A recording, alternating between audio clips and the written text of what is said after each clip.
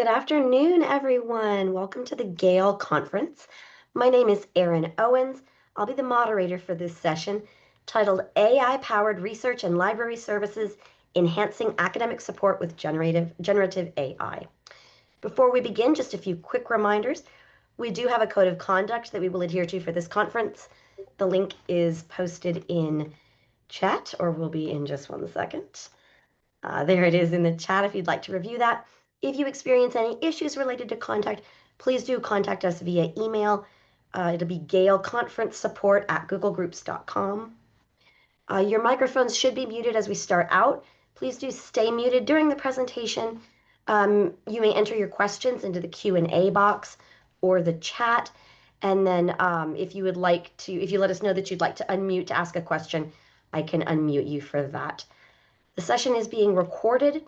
You can enable captions by clicking on the Show Captions button at the bottom of the screen. It's my pleasure to introduce our speaker, Donte Perry, who is an information technology faculty member at Rowan Cabras Community College and a doctoral researcher at North Carolina State University, specializing in AI applications in education, digital literacy, and library services. His research focuses on leveraging generative AI tools to enhance academic support, streamline research workflows, and improve institutional efficiency in library settings. Please join me in welcoming Donte Perry. Thank you. And I welcome everybody to the presentation today. So I hope you are ready to learn about some new ways of using AI for your libraries, but also to figure out how to use AI tools. So today I'm going to actually give you a brief overview about AI and how it works in your library, but we're actually going to get into the nitty-gritty by learning how to use actual tools to help in your libraries or to help you on your own research. So follow along, take notes. I welcome you if you have an AI account, follow along. You may learn something new today. And let's get started. So again, a little more about me again. I hold a Master's of Information Science and Library Science degrees from North Carolina Central University. I specialize in AI integration into academic settings, more focusing on student success, digital fluency, and faculty development. As my research develops, I'm working more so on generative AI tools. Again, there are so many tools. I've done a past presentation on 37 tools, and I research them by going out there, figuring out how do they work, how can they help faculty and students, more so faculty and staff members, to help them try to figure out what can they use these tools for. So as you go along, you may hear me refer to certain things, but again, I hope that you take a lot from this presentation. So before we even get started with all that, you got to understand understanding AI. What is AI? AI is a system that, again, solves tasks pretty much that requires human intelligence. It makes it a little bit easier for many of us that it may take us a long time to get stuff done. AI is to help us speed that process up. Some of the key things that you may notice about AI, again, it learns from machine learning. It generates or understands kind of general languages. So again, it can learn from English, Spanish, French, German. It can learn so much. Okay. I believe the slides should be available afterwards. So again, I'm going to go through a lot. So I'm definitely more than willing to share these slides. So yes, there will be a lot information covered. But again, some of the informational impacts of generative AI can include everything from, again, expanding learning experiences, support services, access, free staff, for pretty much helps you up to free up staff, again, for interaction. So again, you're not kind of having to deal with that one patron that asks you 110 questions when AI can help answer each questions and be more professional, more personable, and help that person get that good answer without telling them no. But before you even get to there, you need to understand there are 3 different forms of AI. I had a student last week tell me they were scared of the middle AI because they thought everything was the same thing. And I had to break it down that there is such thing as called narrow or weak AI, generative AI, which is a strong AI, and then generative AI. So weak AI, we all use weak AI, which is Grammarly, Siri, Alexa. That's what you use AI for, even if it's just checking your understanding with reading, if it's checking to make sure your punctuation is correct. That's just a very simple task. That's what AI does. It's great for citation formats, auto corrections. That's all it's used for. The strong AI, and you can reference this to, again, iRobot, Terminator, all these different movies have come out about AI, free will and all that. That is what the strong AI is for.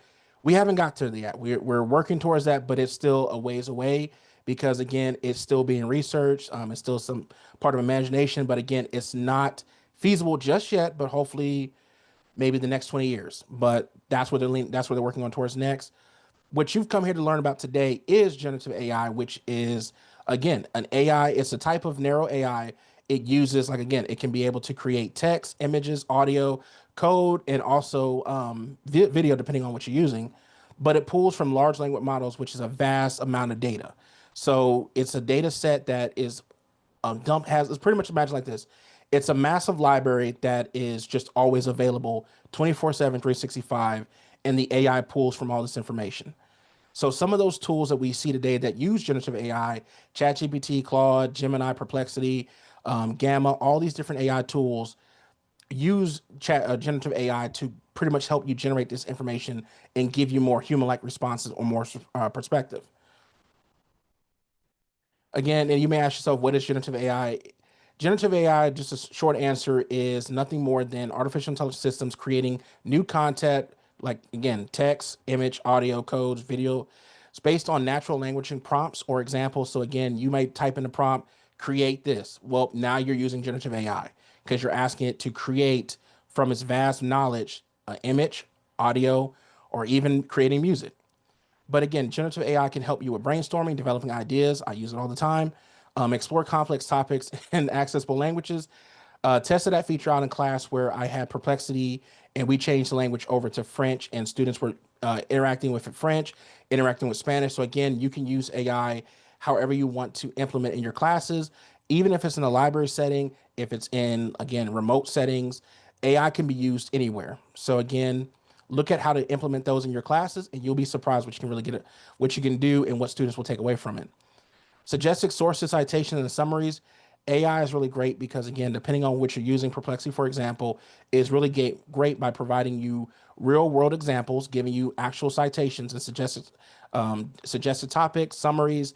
So you're able to get a better understanding. I use it more so for, let's say, recently, like I said, a student told me about Atlas 2020, Atlas 24 with Jennifer Lopez. I never knew about the movie. Asked AI what it was. AI told me. I said, "Okay, do you know the subscription provider that has it?" It told me exactly who had it and provided me all the details. So I went there, watched the movie.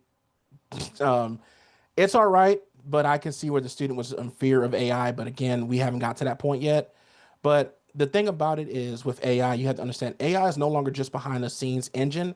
It's a co-creator, a tutor, and a research assistant. So again, kind of having that fear of AI is not really well in this day and age because again, AI is constantly growing every day, every week, every month, and every year. So we are at ChatGPT 4.5, and within a few months to a year, we may be at 5, ChatGPT 5, ChatGPT 5.5. It's constantly moving. It's going to constantly continue to get better. We hope that we're going to be able to use it in, again, real world settings, whether helping you with your research paper, especially for those of us who are getting our masters or doctorates. It really helps with trying to get your literature review together. You can't use it to cheat because I've seen other students use it for trying to fudge their researching documents. And I always tell students it's not a great thing because a professor can ask you anything in that paper, and if you don't know it and you use AI, well, you're going to be hurting. So what I tell my students now, even in my doctoral class, I always tell students to create an additional summary inside the paper and just have the AI there as well. Show the prompts that you use, the system that you use, so people who are pretty much your professors can follow along. Anybody reading can follow along how you got your answer or how you were able to generate some of your content for your paper. Why is AI in the libraries? Again, automated routine tasks. Wouldn't you love to have an AI that's always available 365, 7 days a week? You don't have to feed it or walk it, and it's able to answer any questions that can help you or help your patrons, whether it's students or faculty staff, by always asking them basic questions, getting the information, and okay.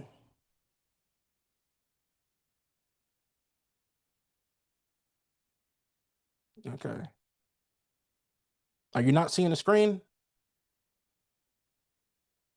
Oh, Um, I'm, okay. oh, Is that better? Yeah, there we go. We were seeing the Okay. slides, they were just smaller. Now it's the full screen. I It's great. okay, yeah, please tell me that because I'm on a bigger monitor. That's why I can't really, yeah, just on a bigger monitor. So just let me know. Going back. So again, AI can help you with routine tasks such as chatbot, AI assistants, handling appointments, scheduling, even again, triaging, which is perfect because again, if there is a simple question, AI can answer it. If it's a very in-depth question, AI can direct you to, it can direct the student or patron to the correct librarian. So again, it can be moved over to a librarian in electronic resources, a librarian in research subject, or just a librarian that can answer just basic questions. Enhanced digital research and enhancing discovery and research. Again, using these tools like Perplexity and Consensus can be able to help you with scholarly articles. Because again, if you are trying to figure out what you want to write about, AI can help get your brain juices flowing and be able to help you figure out your topic a lot faster. You can learn your topic a lot faster versus it taking you again weeks, months, or even years to write a literature review because you're constantly gathering all this information. With AI, it can cut your time down in half by a few hours to a few days. So you can be able to do all that in a few short amount of time to find peer review articles if they're going to be helpful in your writing. If not, then you can keep it moving. If it is, then you can put it inside of a database. And as you add more in there, it can be able to show you how all your articles help with your research. What are some of the limitations? And then what are some things you can be able to improve on your research? Improve accessibility. Again, with AI voice, which is a new thing that got added on last year, it helps with students that have accessibility issues or even patrons. So again, having AI voice, well, we're not just doing text anymore. We can actually ask it full questions. I can be able to demonstrate that a little bit later. And you can interact with AI, ask it anything. AI is listening, and it's always a good thing. And then boosting efficiency again, staff can be able to focus on complex, pretty much give more tailored responses to students that need more help, faculty that need more help, patrons that need more help, versus stopping to do everything else that requires more attention. Like I said, again, AI can help free up your time, makes it easier for you to learn a little bit more or start to spend more time with your patrons and staff and faculty. The new frontier of library services, again, you have the academic libraries pretty much have been going through a changing in the last 2 decades. So you had the traditional libraries that were pretty much, again, centered around physical collections, reference desks, on-site student support, digital transformation just prior to the COVID years. So with the birth of online databases, e-journals, virtual libraries, that's when you have this big remote work. The new students coming back to school that want to be able to get their education that are traditionally non-students or adult students with families, so they don't really have the time to come into the library. So this having that digital transition helps with helping those people get access to the resources they need. And then we jump over to the AI integration, or pretty much the next frontier, which is AI. So with the shift to AI, we all see that it's going to come, whether it's going to be in the next few weeks, next few months, next few years. AI is here to stay, and as more tools come online, it makes your life a lot easier. We know that a lot of publishers now are including AI inside of their actual searches. So you see AI everywhere from Amazon to using it for Google. If you use Walmart, if you use any type of AI, any type of e-commerce, they're using AI right now. They're using AI for even buying a car, going to the hospital. AI is everywhere. So again, having AI integration to the library services help you with more trying to get a better understanding and it be able to extend your reach, personalized interaction, and be able to help with the transactional from pretty much being more transactional to be a more transformative engagement. So again, it's not just us doing a transaction like me just buying, you checking out a book. We're being more transformative, we're being more engaging because again, we're showing them how to use AI tools. So how can AI help you? Again, generative AI for using it for literature summary, citation assistance, knowledge discovery, and pretty much librarians' roles. So citation, sorry, literacy summarization. So again, you have Elicit, you have consensus. These are great from extracting information from the actual article that again will take you time to read it. But with these tools, you can be able to dump 40 articles in there, pull what you need, and you can be able to come up with at least 10 to 20 good articles to add to your paper. Citation assistance tools like Scite and Zotero AI. Unfortunately, I can't do Zotero AI because with Zotero AI, you have to download all this extra stuff. So it's not as simple as every other tool out here. but there is an AI for Zotero as well if you want to use that, or if you use Zotero currently. For knowledge discovery, again, Perplexity, ChatGPT, pretty much all the big six AI tools have the new way of doing deep research. So I'll show you a little bit about that as well. But Perplexity and ChatGPT offer it really well. Perplexity, again, offers it more free, and there's a way to check large language models as well. And then the library's role, no matter what happens, even with the AI, on the rise of the AI, librarians will always be here because, again, there is a critical role that librarians can fill, which is teaching AI literacy. Currently, right now, as a former librarian myself, I'm teaching AI literacy in my courses, even though they may not have nothing to do with my dedicated AI course. Students still need to learn the basic concepts of AI, and that includes learning four different modules for me, which is just pretty much them getting the understanding of what AI is, how to use it, how they can apply it in their field, and then lastly is what are the takeaway and the reflections of AI.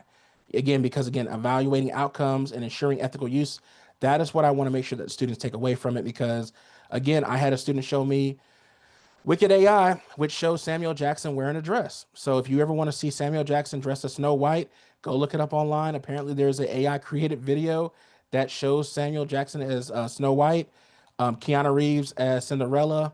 So again, there are people creating AI videos out there right now. So, and then next question is, why should a library care? AI can help you with efficient patron support, enhanced data literacy, research assistant, and workflow automation. So again, the time it takes us to do a lot of stuff, AI can help free up staff to be able to answer more complex questions. If a student really requires more help, we can spend more time with that student while AI does all the background tasks for us. And then if like I say again, if a student or a patron needs help, the AI can be able to redirect us to next available library that's available. So, for example, if we have a triage system set up, the AI can answer basic questions like, "What time does library close?" Can you give me access? Who do I need to talk to about getting access to this book? Do I need to do this? Do I need to do that? AI can be able to triage that and point them in the right direction. So again, if it's electronic resource related, it goes over to our electronic resource librarian. If it's subject matter expert, then it can go right over to our librarian for that subject. So for example, if you have somebody in technology, whether it's somebody in biology, same thing as healthcare, you have a librarian for all that. They can be able to get their answers correctly and be able to spend more time with that person. So some of the tools we're going to learn today, it's going to be a lot. Claude, ChatGPT, Perplexity, Consensus, Gamma. So again, there are some of the good and bad things about all this stuff, but for the most part, the strengths of them are again, content-rich responses for Claude, ChatGPT, powerful research support, Perplexity, again, source back research, consensus, peer review sources, and then Gamma is for a fast professional presentation. So, again, if you're somebody that doesn't like putting together a presentation, you can use Gamma if you have all your information together. Gamma works really well for a presentation that has a lot of visuals. I like it, but again, it is kind of research is limited with its research. For consensus, it kind of narrows the scope. For Perplexity, again, limited customization. And then for ChatGPT, requires output verification. So there's a lot that happens, but again, using all of them in conjunctions can cover the basis. So again, you can use ChatGPT all day long, but ChatGPT can be limited to what it can really do. Versus like I use ChatGPT, Perplexity, and then I use Consensus to help me generate more of my background as far as my research, making sure everything has citations, and then taking everything over to Gamma to create a presentation. And after all that's said and done, taking it all that over to Claude and have Claude check it to make sure it is accurate to what I need to do or what I need to teach. So it's a lot that you can do with Gemini. I'm sorry, with AI tools, and you can use them in combination with each other. Okay, and Dante, we had a question about the slide on generative AI and research support. Okay. Lorraine wanted to know, how do educators support research trainees, such as postgrad students, health science residents, etc., so that they do not lose critical thinking or critical appraisal skills by over relying on AI? So when you teach actually these researchers, the good thing about it is AI is great to have, but you still need to have that human component with it because the thing about it that with and I'll show you when we go through the demo, all this is great to use, but I still go through the basics of what I was trained on years ago of how to use to go and find articles. So I use AI to help me. Okay, is there enough research out there currently on a particular topic? For example, mushroom coffee. Is there enough articles out there for it? Yes, there is. So I can go in and start using AI to help me. Okay, can you help me with keywords? Can you help me do the basic and researching? AI can help me go ahead and point me in the right direction. And then I can go use ChatGPT, I'm sorry, Google Scholar, or go and use my library resources to be able to expand on my knowledge or my research.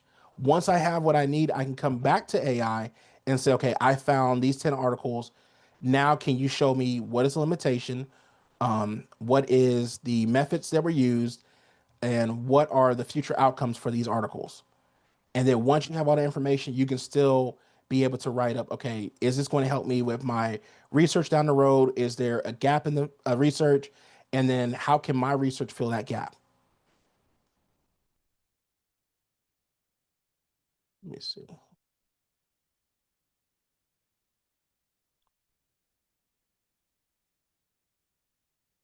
Okay. So that is a good question about ChatGPT and the broken links. So with the broken links, it just depends on which service that you're using. So again, if you're using free, you're going to get broken links. If you're using paid, you're going to get um, more of the actual live links. So again, there's a way to turn on the live feature, and I'll show you guys that in a second. But again, I always have students always try to pass off their work with broken links, clear indication that they use AI. And I tell them, I say, if you can't verify your sources, then you're not really doing all the research. So I always make them go out there, give me 3 articles, and you must submit those articles as well as your paper as well, so I can be able to see what articles you used and who did you pull them from. Because again, everything works, but students have to learn the proper method of still researching a lot of this stuff. So next, going back to it. All right. So the future of AI. So again, AI is using AI as a partner. Just again, it's not going to be there to replace people. It's not there to take over our minds. Not there to replace us as librarians, us as instructors. AI should be able to be used as a partner. And for librarians, it can be able to augment your experience because again, it can help you focus on more complex tasks while taking the burden off of you on mostly routine tasks. Helps in that way. Skill evolution again, librarians become AI literacy educators because again, we going from digital literacy now to AI literacy because you're going to still need somebody to be there to teach about AI. Us as faculty members, again, in the IT department, we are the main ones that are scrounging around or kind of going out there trying to figure stuff out. I'm the only one at my college right now that really teaches an AI class, but I do so much presentation, so much work, and so much research in AI that it's kind of hard because again, there's only one person that's dedicated to all this, but I have a consortium amongst North Carolina, other faculty in North Carolina that we actually collaborate once a month. But having a librarian there would really help out because who's in a class with me is a librarian. I have a librarian embedded in all my classes. I rather have somebody else who's at least have enough knowledge on AI literacy that they can be able that we can be able to put our heads together, figure out how to use stuff together, and make sure that students understand how to use citation well and how to use it correctly. Because I do get tired of getting everything that's not APA, MLA, and Chicago style. And I always tell my students, if you can't do one of those three, we have a problem. Lastly, enhancing systems. AI can help with metadata tagging, knowledge organizations. And the biggest thing is it helps with discovery and accessibility. AI really does that well because, again, it can help with you create various tags and make discovery a lot easier, but also with accessibility because with it, it can read it to you and you can change the voice. So if you want to use the same AI voice that sounds like Siri or any other AI, that's more than welcome, or you can change it to something else that you're going to better understand. So there's a lot that AI can do. So, call to action: what you can do as a librarian in your own in your own library. Be proactive. Lead ethical AI adoptions in your library. Collaborate. Start small. Partner with AI. Partner with the IT, faculty, administration to develop comprehensive AI strategies to be able to understand and combat what's going on in the future with AI. Start small. Create a small project using for reference, i.e., again, using Perplexity, using Google Deep Research. Just start small with AI and then see if that works out well. If it does, then you can go up to bigger implementations and then empower patrons again, showing them how to use it, teach how to use AI responsibly. That's what we're here for. Librarians are always going to be that gatekeeper of knowledge. Now we're just a gatekeeper of AI as well. And with that being said, the tools we're going to cover today is about 4, but there's going to be a little bit more added. So if you have an account with any of these AI tools, feel free to join in. So it's gonna be Perplexity, Gamma, Claude, and ChatGPT. There's gonna be a few more. And real quick, this is my contact information if you want to reach out more or learn more about me and my research. Again, LinkedIn, email address, and my webpage. So feel free to go ahead and check that out. So without further ado, let's go ahead and jump right on into the demo. So first and foremost, what you may or may not know is Google Gemini gives out free accounts, free pros accounts to students until the fall of 2026. So that's about 15 months. A student from any, and they have to use their EDU account, they can sign up for this and be able to get, again, Gemini, put on their phones, the Notebook Element app. That is a great app if you want to take what you're learning in class and create a podcast. That's what you use Notebook LM. So there's a lot that you can do with these tools. And again, it's all free for students. Um, I'm not going to say that you can't try it if you're an educator. So if you got an EDU account, you can try it out to see if it works. If it does, there you go. You got it free until till June of 2026. So again, to get this, just type in Google Gemini students and it'll pull up. If you have a Gemini account, all you have to do is just click on the upgrade and then there you go as well. So jumping over to one of the AI tools for research is Scite. So with Scite is again, it's a free little tool. You can upgrade and you get try this for 7 days. It's kind of great if you want to just get basic more information about research papers. So again, I did it for thinking through the transfer, examining how community college students make transfer decisions. So I uploaded a research paper, and this was by one of my mentors who gave me their paper. I was able to find 54 publications and and 95 statements. So I was able to find this paper was referenced in 54 other papers, which is weird, but you get this type of level of stuff. So again, some papers date back to the 1985. So I think this is more linked to these papers are all linked to the papers they wrote. But again, this is a tool. You got tools, like I said, you got other tools that are available, but check this tool out if you're interested in it. It's like I said, it's again, you can try it 7 days for free. I'm going to say this straightforward. If you are not someone who's going to use AI all the time, pay for it or try it out and then turn it off. Like turn off the payment thing. Don't use it beyond that because again, it can get expensive. So here's a little tidbit. Sign up for it for free, turn it off immediately, and then you don't have to worry about it. Or if you need to use the AI and you're only going to need to use for that 1 month, turn it on, turn it off so you don't keep getting charged. Some of these tools are expensive to use. This tool right now, I believe, is $16 a month. It says at the bottom, it's $16 a month to use. But again, if you're not going to use it, don't even waste the money on it. Same thing with Consensus. Consensus gives you, real quick, Consensus can give you, again, students can get it for free for 3 months by using their email address, which is pretty good. But again, for us, it's about $12 a month. So it pretty much provides you an analysis of all your research papers. So I've done that with a lot of research topics. So I've asked it, can you help me with trying to locate which research paper is what? So for example, I asked it about, again, institutional students in readiness with AI, AI driven support. And it gives me a lot of different stuff. So again, you have everything from different papers that can be linked to my paper, but again, it's just based upon if it's available. So most of these papers that I've used, again, they're not based in the US, they're based anywhere, which is fine. The thing that I always make sure is the paper peer review, which is always a requirement for any of my research. If it's not peer reviewed, I'll put it off to the side, but I always make sure that it's always peer reviewed. So you can find that out once you get more of a free version. I'm sorry, a paid version of this, and you're able to see exactly what's paid and what's not paid. I mean, sorry, what's peer reviewed and not peer reviewed. So again, if you need that, that's there. Think of this as a AI powered chat GPT. I mean, sorry, Google Scholar. So this is not more than an AI powered Google Scholar, but it just gives you a more kind of more defined and it helps you with your research paper as well. Dante, we had a quick question about Yes. Scite. You mentioned that you had uploaded your mentor's paper. We have a question asking, what are the copyright implications of uploading a paper to Scite? So the paper is not, okay, let me rephrase it like that. I didn't really upload it in the sense of like I put it on, I gave it to them to read. No, they have access to this paper. It's open source. So the paper in question is open source. The only thing about it that I do know, like most AI, they can't get behind the paywall. So when I do like an upload, I do more so. Here's the paper. it's like Research Rabbit. You upload a paper and it will break down how the paper is linked to other resources that are currently open sourced. If it's a paid source, unfortunately, most AI tools don't have access to those papers. So Excellent. just kind of keep that in mind. Whatever you use, like I said, my professor's paper is open sourced. So when I uploaded it, it was able to find it correctly. But again, if it's paid, it may not find it because it's behind a paywall, and we know that AI can't get inside a paywall right now, currently. So it only does open source. Okay, excellent. And then we have one other question. Do standard practices for prompt engineering apply across all of these tools that you're demonstrating?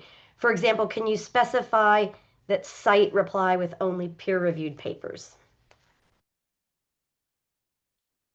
Okay, so with that question, let's go and see if we can do that. So with Scite, it doesn't. It should do it. So with Scite, I don't believe Scite is that one that does peer reviewed. Um, I know Consensus does it, and it's in the settings. Some of these are just in the settings that you have to turn on. But as far as the prompt writing will be more geared towards like Perplexity, for example. When we're coming here, like I said, there is a function called deep research, which is a little icon right there that says deep research. So for prompt writing, if you're looking for peer review, let's say that I want to do, I'm just do like this, AI and community college.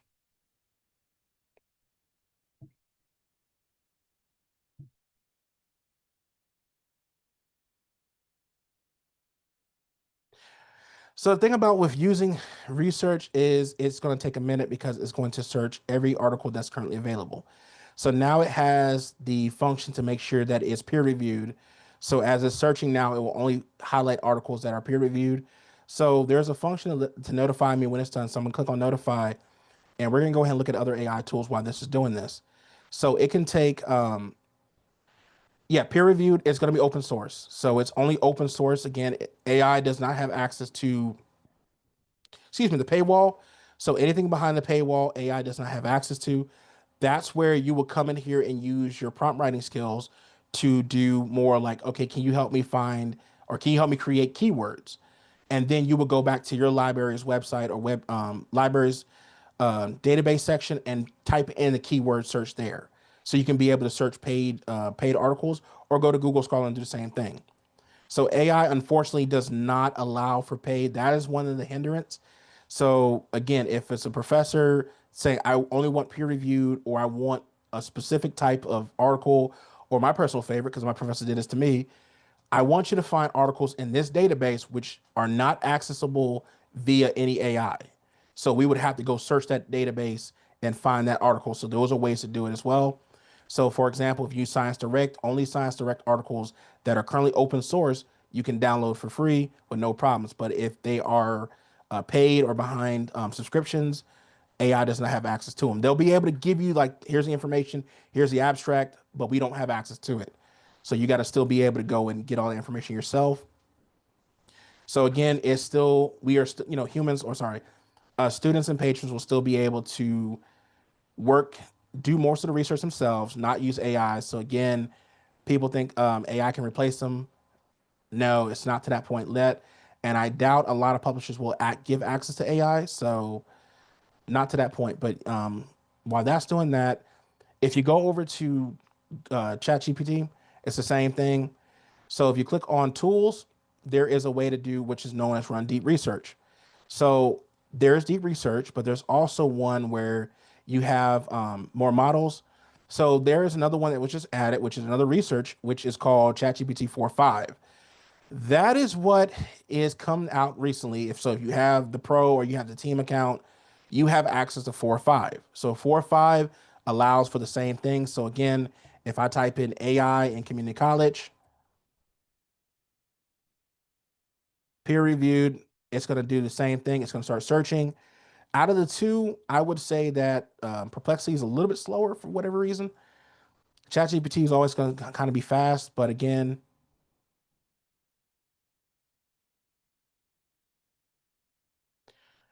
so it's already found five.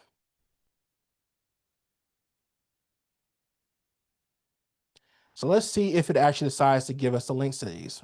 I always find AI funny because it gives you these great research topics or these great articles, but they don't give you the links to go find them directly.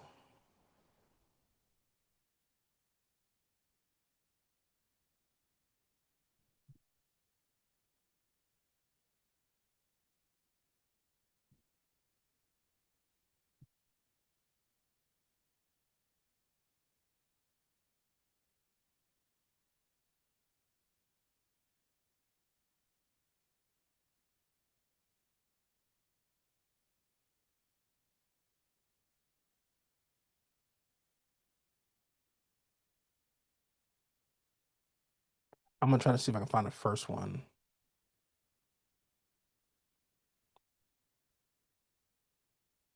And it did what I so the thing that I noticed with AI, which I always think is hilarious, is artificial intelligence and community college innovations and implications. So looking at that one, it's not here. That's why AI is always funny and always particular about how they do stuff because it never gives you exactly what you're looking for. I asked it to find exactly what I was asking, and it did not do it. Again, it gave me five great articles to find. I asked it to provide the sources, it couldn't provide the sources. So it gave me five that it could provide the sources for. So again, and a lot of these are actually they're not really articles per se, because again, this article tells, but they're not peer review articles.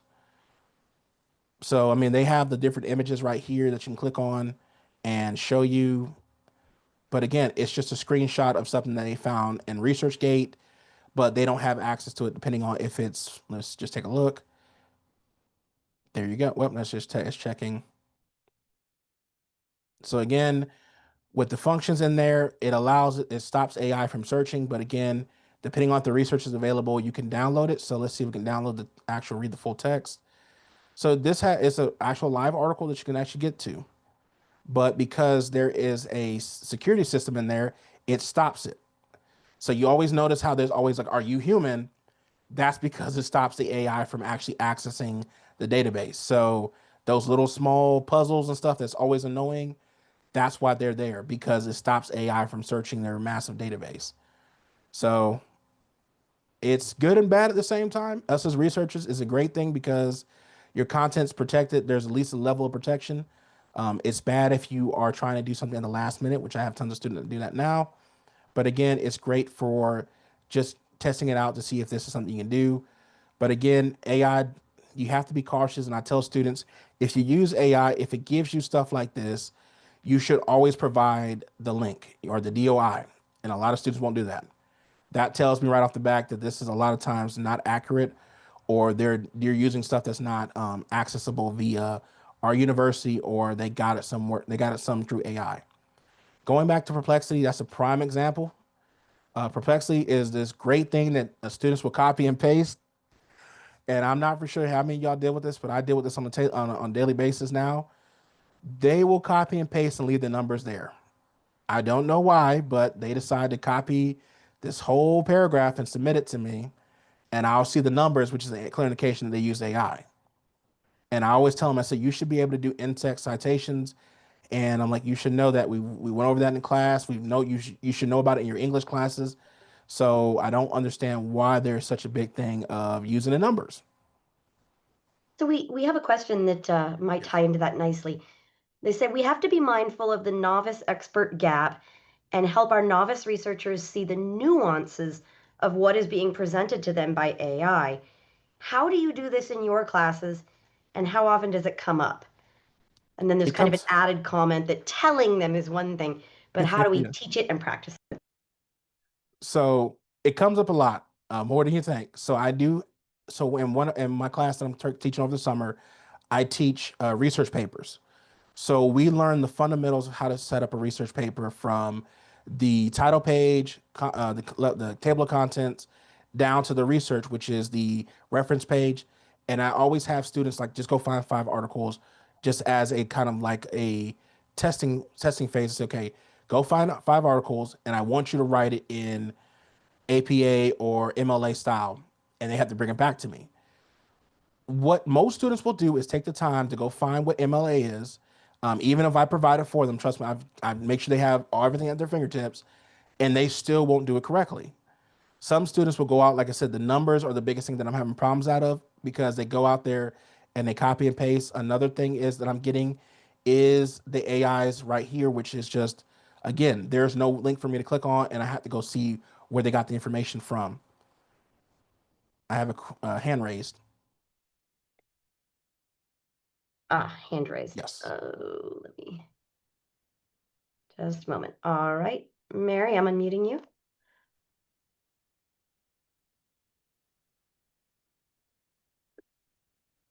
Or Mary, I think I've allowed you to unmute if you'd like to unmute and ask your question.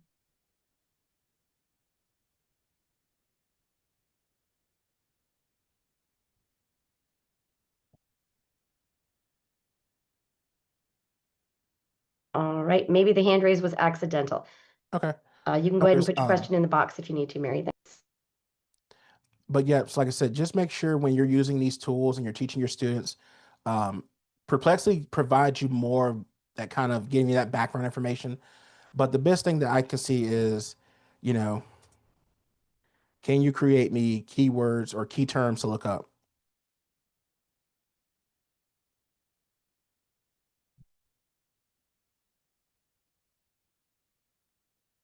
And we're at just about our 5-minute warning. Yep. Okay. And there you go. So that's how I use AI for my research and how my students use it as well, because I show them how to go and find key terms. A lot of them will take time trying to figure it out. So they'll find what they're looking for, they read a little bit about it, get more information, figure out what they really want to write about. And then I tell them it's okay, next, let's go key term lookup. And you need to pick at least 2 or 3 different key terms and find 3 articles for each key term.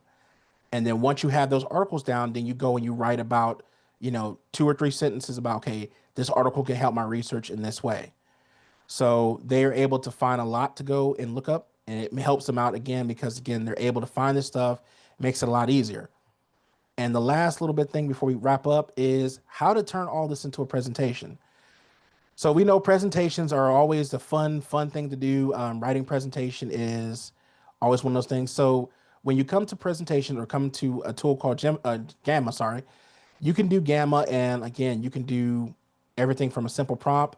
I'm going to have it write me 10 cards, 10 slides, the health benefits of bananas. And then I can hit generate. Why it's picking that? Let's go ahead and pick the different themes.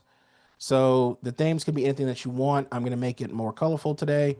I'm going to do orbit, make it okay. So it's already picked my stuff for me. It can go from brief, medium to detailed. So detail again includes paragraphs.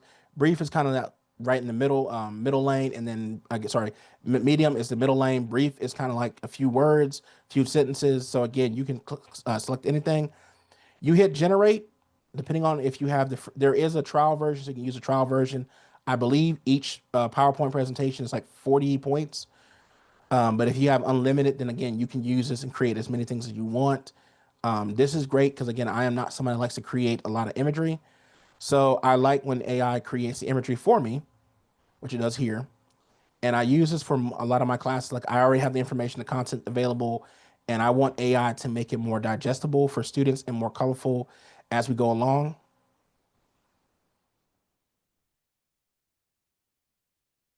Yes, you can. So you can add, if you want to just get the image, which I always do all the time, you click on the image and you can be able to change the image because it's a guy smiling. You can be able to change the image to anything that you want. You can edit anything inside this presentation. And for example, I've created a presentation myself, and this is for my hardware. This is for my computer hardware class I'm teaching tomorrow. And again, I am somebody like I said, I like color. I like the theme and the color of this, and I love using it because I can go in there and change it to how I want. But my students are able to take quick notes. They have access to these PowerPoints, and we go through each one, and we can sit there and talk about them all day. Unfortunately, I can't get through all of them because students ask so many questions, and I see more students are engaged because it's easy to digest, it's easy to follow, and they're not spending a whole lot of time trying to just take so much notes. So it's all easy for them to digest. They can ask questions, and again, the good thing about it is you can upload them and they're available. You know, you can download them to your LMS. So if you use Blackboard, Canva, or Moodle, you can definitely upload these PowerPoint presentations in there. I've done it to my students, and like I said, they like them because again, you can change anything you want with them. I've been using this for little over almost 2 years now. So I will say yes, Gamma is one of those tools that, like I said, I like the different colors and I like the themes because again, it is very appealing, especially when you're doing presentations. So check it out. It's a free one of those free tools you can sign up for and test out to see if you want to use. After that, it's $20 a month. But again, it's one of those tools that you can use. And I thank you guys for all the presentation. If you have any questions, feel free to ask. I'll hang around for a bit, but thank you again for attending. I Thank know you I so covered a much, lot, Dante. so I do apologize. Thank you. That was wonderful. And we do have one more question asking, if you are researching a topic, do you recommend using multiple AI tools? Yes, that is the beautiful thing about using AI tool. I highly recommend it. So again, I will start off first and foremost, you going over to Perplexity. Start off with Perplexity first. Just a simple question about again AI community and I'm keep using that because that's what I'm researching. Is AI in community college? Just starts you off, and that's where you can come in, get the basics, the type of things. This is where you can ask it so many different questions. You can ask it, "Can you help me? Can you help me come up with a thing?" And we had several people who were curious about accessibility with the presentations made by Gamma. Whether it includes like the alt text for images, things like that. So with the alt text, you can go in there and you can add the alt text. So when you click on the image, there is a way to add the alt text in there as well. So yeah, they make it pretty accessible. So you can go in there, you can add the alt text. So when you download Gamma, it can be in the PDF format as well. So when I download this presentation, it will appear in a PDF format. So I can be able to use it in PowerPoint presentations. So you can add all the accessibility as well. So it just doesn't give you this cool background when you use it. That's the only thing about when you use it that way. Okay. But there is accessibility with each one. So yep, Gamma does have accessibility. Okay. And then let's see, someone asks, are there any AI tools you recommend that are free, like just free? Since a lot of them seem to have like a trial period and then a pay component. Are there any you recommend where you don't end up getting into having to pay for it? So all the tools I showed you right now, you can use for free. There is pros and cons to using free. The the pro of it is it's free and it's easy to use. The con of it is depending on which one you're using, like ChatGPT, Perplexity, all any one of these, they limit you per day. But at the same time, anything that you research or look into, there is a limit to what you can do, but also your information is made public. So anything that you type in there is free game for anybody inside of the company.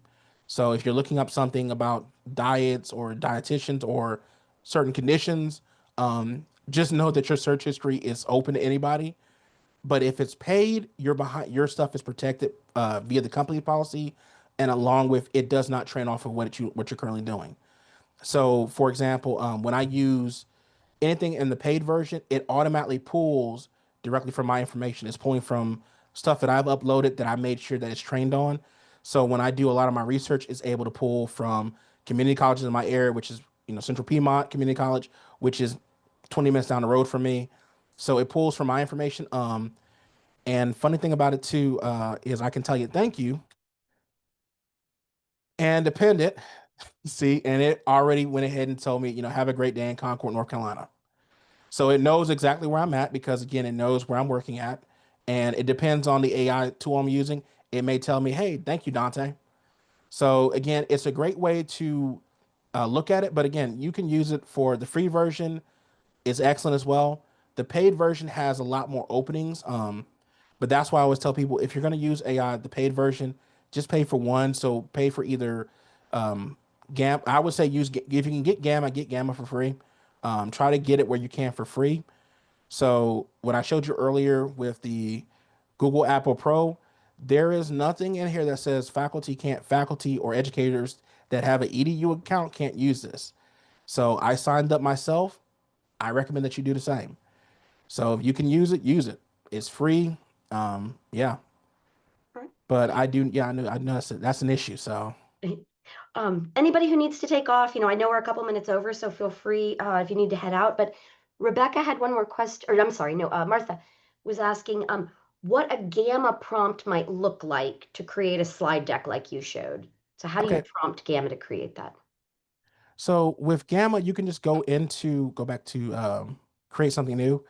So when you come to this page right here, this is where you just, once you create your free account, you go to the center one, or you can just add the text, but go into the center one. And then from there, you can just type in anything. So it's a you can type in pretty much like a little paragraph in here, and it will go off that prompt. So you, you figure out how many cards you want, which is, again, they're limited. So again, I can do, because I have a paid one, it's 50 cards. Oh no, it's more. So it's 60 cards now. It used to be 30, now it's 60. I can do 60 cars. That's 60 slides. That is no way I'm going to do that. But again, that's what you can do. You can also do a document as well. So if you want to click the document, let's do a document on space junk. And it's just going to generate a document that's off of space junk. Um, the question is now is, as a educator, is this information accurate? That's where the fun comes in, because we have to go back and double check. Just because it's, generating all this information doesn't know, you don't know if it's actually correct. So you want to make sure that you take the time to go look at it, make corrections. That's why you have full access to each of the presentations and each of the articles that you do. So why it's generating that? It's going to generate a lot, but yeah, it's designed. It's going to do paragraphs. So this may be maybe double 120 pages. So yeah, and it's still going. Um, yeah, but definitely there's, like I said, there's so many AI tools. I covered 37, but like I said, I know there's more. So just go out there and keep looking. But these are the ones that I currently use, and I vetted it extensively. And I don't get paid for this, so I'm not advertising this. I don't get paid for this.